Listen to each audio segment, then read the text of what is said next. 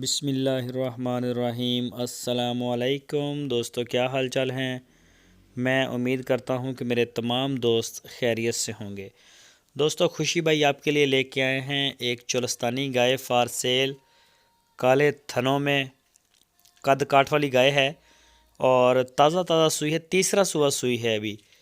पीछे इसके बछड़ी है फ़ीमेल काफ। पीछे इसके बछड़ी है फ़ीमेल काफ। और गाय का जो दूध है वो 12 लीटर बताया है, 2 टाइम का, पिछले सुबह का। खुशी भाई के डेरे पे खड़ी है। लोकेशन है इसकी हरूनाबाद सिटी। कोई भी दोस्त ख़रीदना चाहे, जो शौकीन दोस्त हैं, वो रब्ता कर सकते हैं। आप उनके डेरे पे जाके मौके पे चवाई, थन, चड्डा, बच्ची हर चीज़ चेक कर सकते हैं। अगर आप ऑनलाइन आर्डर देना चाहें तो वो भी आप दे सकते हैं, लेकिन बेहतर है चेक करके ख़रीदें जानवर। बाद में फिर ना बेचने वाले को परेशानी और ना ख़रीदार को परेशानी।